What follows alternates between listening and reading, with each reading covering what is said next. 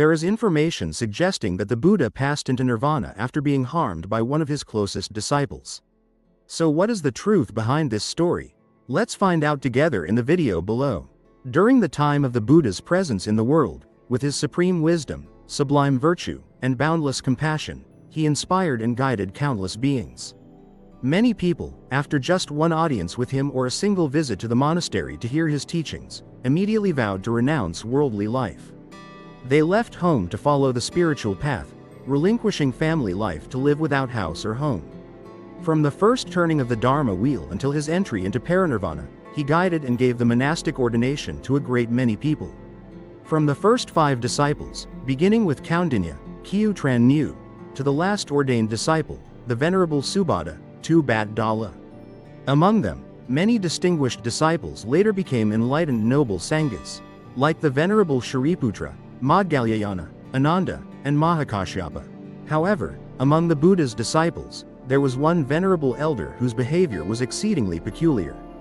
But he spent the majority of his life following the Buddha, only to then seek every possible way to sabotage the Dharma, even going so far as to wish harm upon the Buddha himself. That person was the Venerable Devadatta. Like Prince Siddhartha, Devadatta was also born into the Kshatriya caste, the class of warriors and royal nobility at that time. He was the cousin of Prince Siddhartha. After renouncing his life of royal luxury to cultivate as an ascetic and attain enlightenment, becoming Sakyamuni Buddha, he returned to the capital city of Kapilavastu shortly thereafter to visit his father, King Suddhodana, and his relatives in the royal palace. During his time of teaching in the royal capital, he ordained countless princes and nobles from the Shakya clan into the monastic life. Devadatta was one of the princes who ordained during this period. However, unlike other venerable elders who diligently practiced and gradually attained the arhat fruit, Elder Devadatta focused solely on cultivating supernatural powers while failing to achieve any spiritual attainment himself. Gradually, his ego grew, kindling an ambition to replace the Buddha and lead the monastic order. He believed he possessed supernatural powers and was the Buddha's own brother. He considered himself in no way inferior to the Buddha. Moreover, he also held great prestige within the monastic community. Therefore, he conceived the intention to seize the leadership of the Sangha from the Buddha. He wished to replace the Buddha and take control of the governing authority. With that malicious intent, he later made numerous attempts to harm the Buddha and members of the Sangha. For the first time, he created negative karma by getting drunk and releasing an elephant to harm the Buddha during the reign of King Asa. One day, while the monastic community was on alms round in Rajagriha, he got a notoriously aggressive palace elephant dangerously drunk and released it. At that time, as the Buddha was on his way into the city of Rajagriha, a drunken elephant suddenly charged at him, roaring ferociously. Devadatta and King Ajatasattu were certain that this time, the Buddha and the monks following him would be trampled to death by the enormous elephant. However, a miracle occurred. As the enraged elephant charged forward, it sensed the Buddha's compassionate spirit and immediately knelt down at his feet. His plan and King Asa's failed completely. For the second time, Devadatta rolled a boulder down with the intent to harm the Buddha, causing injury to his foot and making it bleed. Undeterred by his initial failure, he continued to plot against the Buddha. One morning, the Buddha took his alms bowl and went on an alms round. On the way down from Lintu mountain, Devadatta climbed to the summit and lay in wait, ready to roll down a large boulder to harm the Buddha. He had meticulously calculated the timing and location for the rock to roll down, waiting until the exact moment the Buddha passed by to make his move. However, the mountain spirit learned of this, so he erected another protruding rock to block this one. And when the rock split, a small fragment struck the Buddha's foot, wounding him and causing it to bleed. For the third time, the Devil King used 5 things even more difficult than in the Buddha's time to split the monastic community. After numerous failed attempts to harm the Buddha, he finally conceived the idea of seizing control and creating a schism within the Sangha. The Buddha established the precepts to serve as a guiding principle for monks and Buddhists in their practice. Lay Buddhists practice by following the 5 precepts. Upon ordination, these precepts are elevated to 10, and later advanced to 250.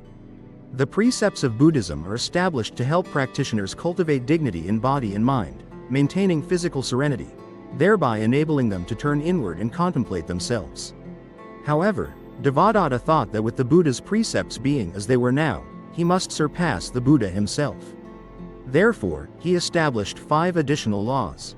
5 things to note include: the monks are required to remain in the forest and are not permitted to leave.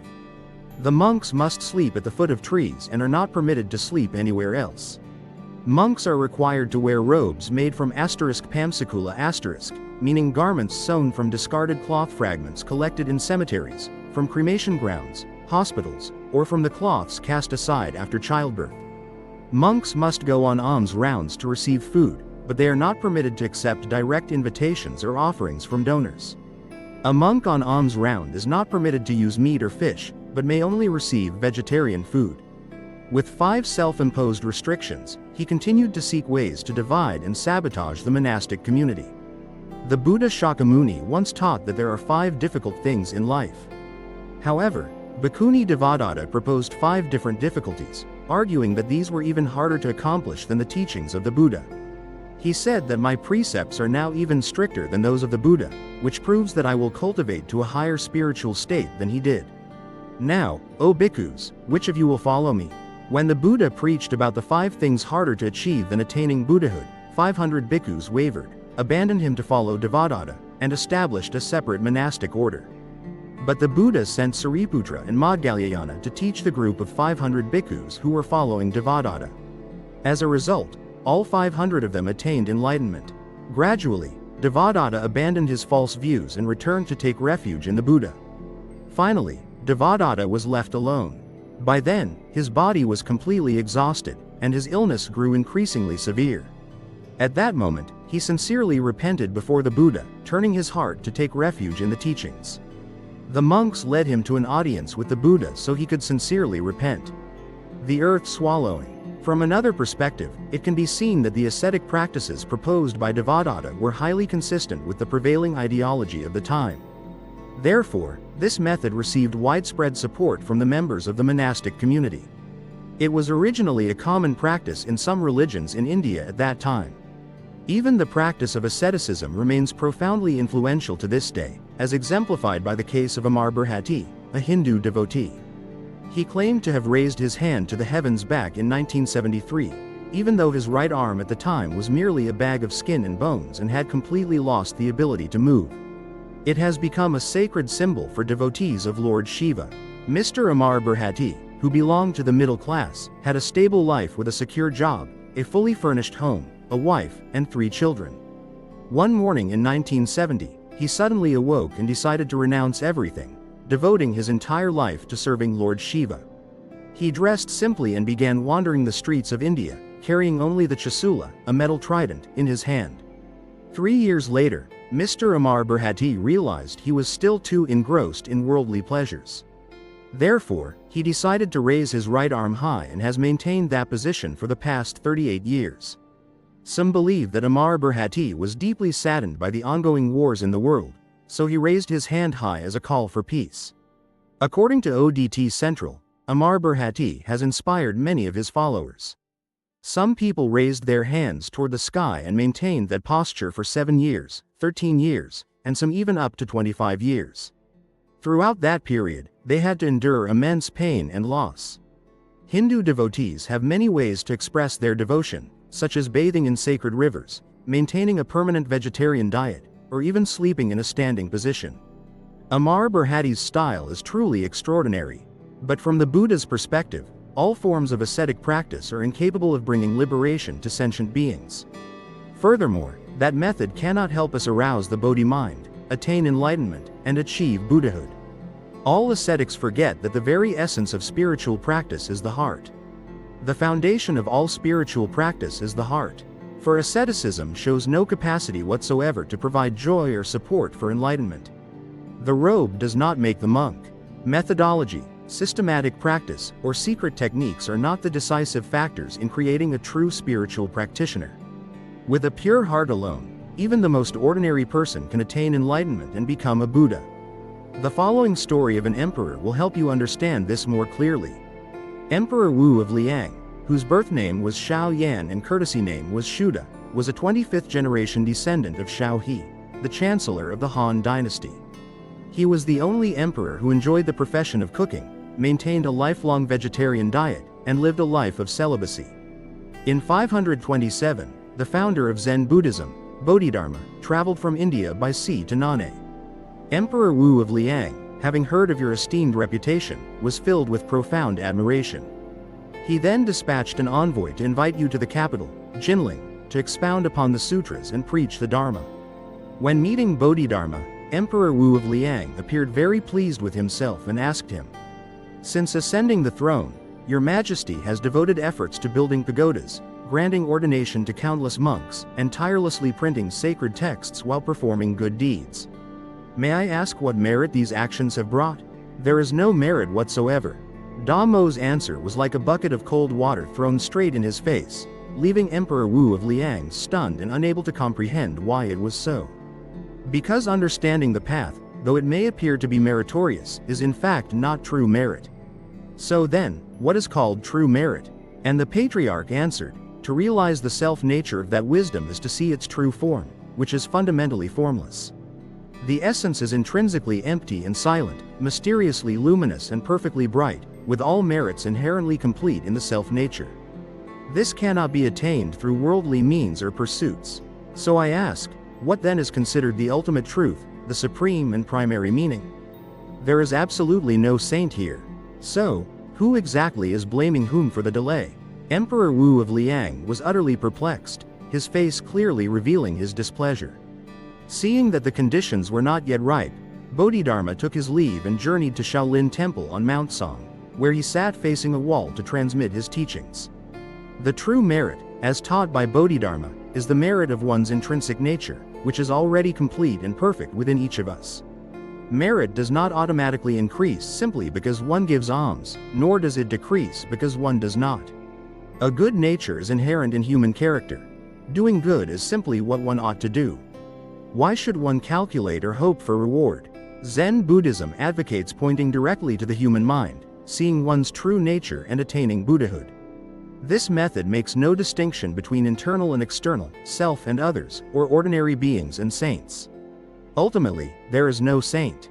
According to historical records, Emperor Wu of Liang built hundreds of temples and granted ordination to thousands of monks and nuns. The institution of the alms bowl for giving alms, the making of beds for offerings, the casting of bells, the creation of Buddha statues, and the printing of sutras and religious texts in countless, immeasurable numbers. The king believed that by doing so, he would surely accumulate immense merit. But unexpectedly, when this issue was raised for questioning, Patriarch Bodhidharma answered, "No." Why is that? Some people, due to not fully understanding the doctrine, have explained that Emperor Wu of Liang did not actually perform the deeds himself. To do such things, but only by ordering others to do them, brings no merit to oneself. Later, someone reported the incident and asked Patriarch Wei Neng about it. He gave the following teaching. Merit. This means building hundreds of temples, ordaining a great number of monks, organizing offering ceremonies, performing acts of charity, casting bells, creating statues, and printing sutras and religious texts. It is merely the external manifestation of action that brings benefit to others. Deeds that generate fortunate karma should be called virtue. Virtue has the power to help us reduce karmic obstacles, eliminate retribution, and overcome calamities. To bring luck and happiness in life, to reduce obstacles on the path of spiritual practice, but not to help us escape the cycle of birth and death. Merit, on the other hand, is the inner practice that benefits oneself, such as following the teachings of the Buddha found in the scriptures. Always chant the Buddha's name, strictly uphold the precepts, cultivate meditation, and develop prajna wisdom. Merit has the power to help us cross the sea of suffering and the river of delusion, ultimately reaching the shore of enlightenment and liberation. Merit is of an unconditioned or non-leaking nature, meaning it is no longer bound within the cycle of birth and death in the six realms. Merit helps people transform their nature, elevating them from ordinary mortals to bodhisattvas and ultimately to Buddhahood. We undertake activities such as constructing new pagodas, contributing funds for pagoda renovations, participating in the development of physical infrastructure, and promoting Buddhist affairs. The activities of the pagoda and the Buddhist Sangha have created a solid foundation for everyone to study and practice the Dharma together. To help Buddhism have the opportunity to develop more vigorously, extensively, and sustainably, thereby enabling it to support and guide even more people toward liberation. Emperor Wu of Liang confused blessedness with merit. His deeds, though beneficial to many, were. Of course, that will bring us a great deal of merit. As for myself, I do not know how to cultivate my mind and character. I do not study the scriptures. I am not well versed in the wisdom of the precepts, nor do I devote myself to the practice of meditation. It fails to harness the inherent intellect. Therefore, all the aforementioned efforts remain merely superficial in form, even though they still bring benefits to many.